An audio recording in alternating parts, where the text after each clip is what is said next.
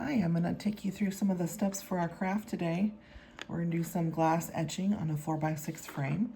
Some of the things I've done in preparation of this video is I've already cut out the word we'll be etching onto our glass pane on a stencil vinyl from Cricut Joy, and I've cut down our piece of scrapbook paper to 4x6 for a frame. I've washed my hands and I've washed our glass pane because we don't want to have any oils or lotion or dirt to get between our stencil and the glass. Next, I'll use this weeder to remove parts of our stencil. The most important thing with our stencil is to remember we want to leave behind the middle parts of our letters. So we have to be careful when we weed not to pull them up with it. So I'll go ahead and show you what that looks like.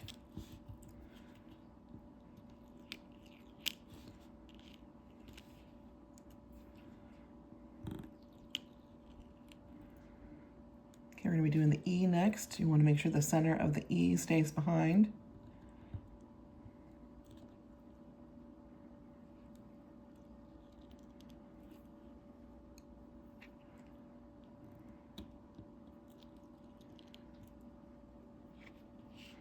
And the center of our A needs to stay behind.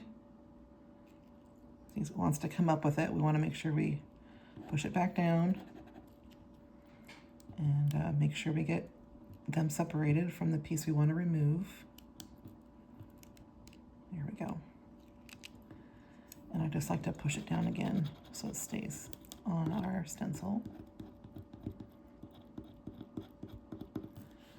All right, and then I'm going to go ahead and finish the rest of the letters here.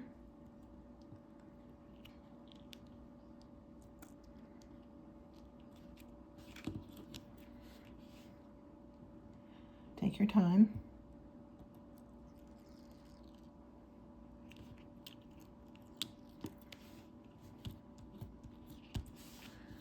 Okay, we have the first part of our stencil done. Next, we'll want to add what's called transfer tape. That will help us lift the stencil off the backing and put it on our glass. And I've already cut a piece to fit. And this is what it looks like. Hopefully, this step will be done before you, but I wanted you to see what this craft looked like from the beginning. So I'm going to go ahead and line this all up.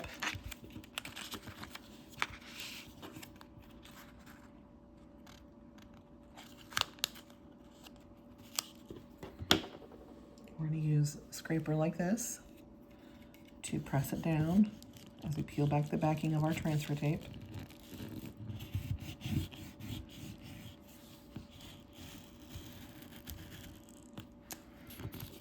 Okay. Now that we have our transfer tape on there, we want to go over it again with our scraper or our rubber and really make sure that every part has been scraped.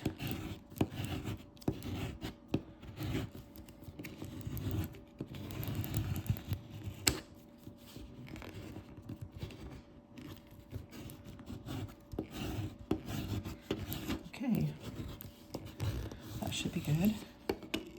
We'll want to pull our glass over and be ready for that part. Okay.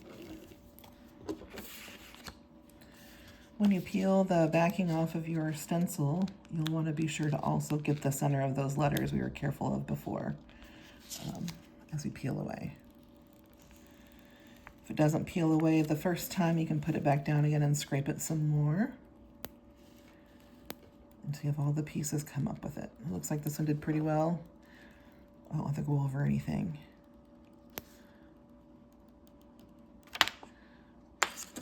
All right, now we'll take our stencil and carefully center it in our frame.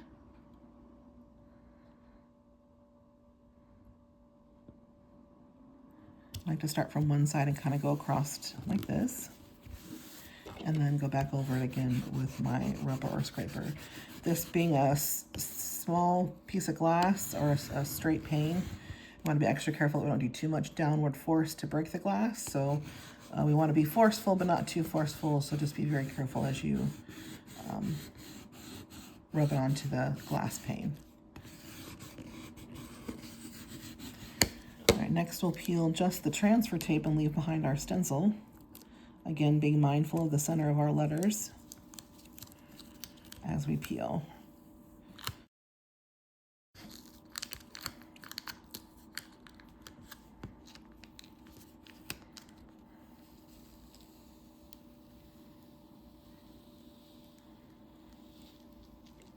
Take your time.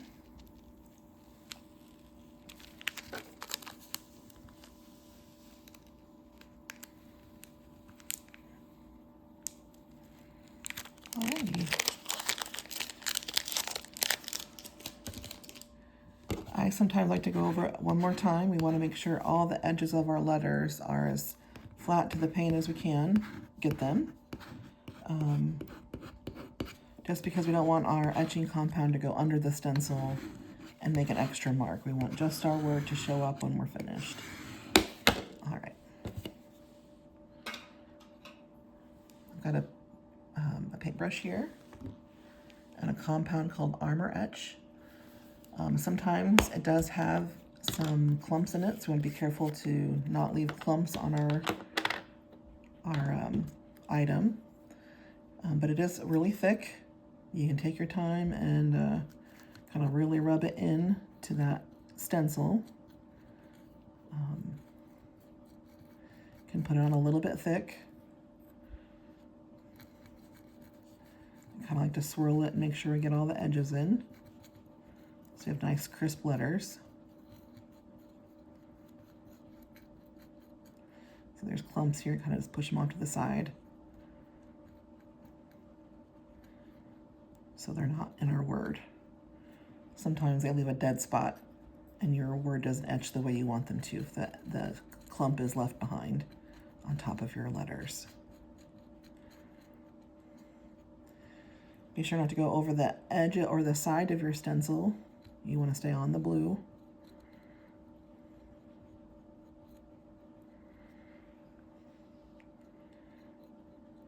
All right. And I like to go over it again to make sure everything is covered.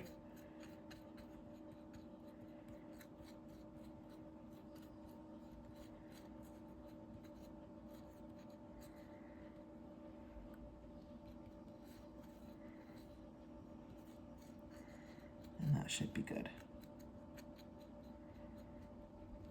All right. We'll leave this sit for about 3 minutes.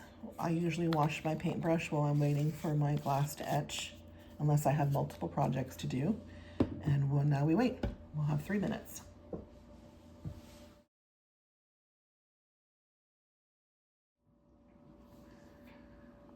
Okay, it's been about 3 minutes. We're going to take our glass over to our kitchen sink, or over to our sink, and rinse off the etching compound. If you'd like to be extra cautious, you can wear some gloves while you do so. Otherwise, just be very careful as you rinse it off and to not get it on your hands too much. You can use a paper towel to wipe and away the compound and rinse it away, and then I'll bring it back here in just a moment.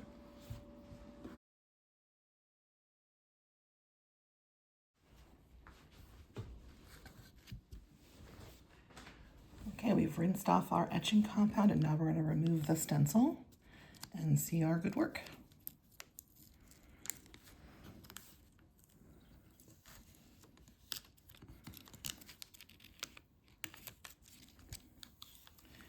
If any of the stencil stays behind, you can go back over with your picker and pull off those pieces that are stuck.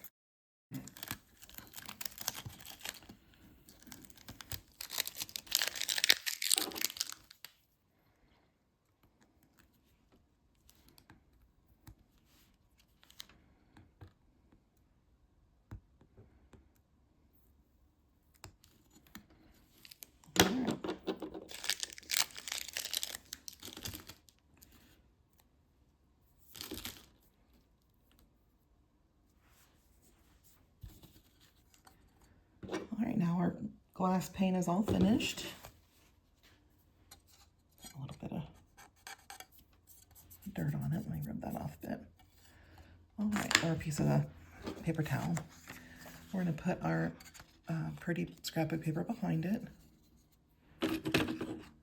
back of our frame and then place the whole thing in our frame.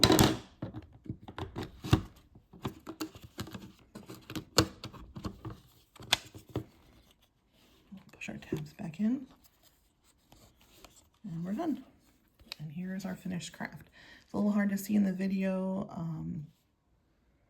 the words that we've etched, but it will look really nice in person. And it says grateful. And thank you so much for watching this. I hope it helps you complete your project. And happy crafting. Thank you.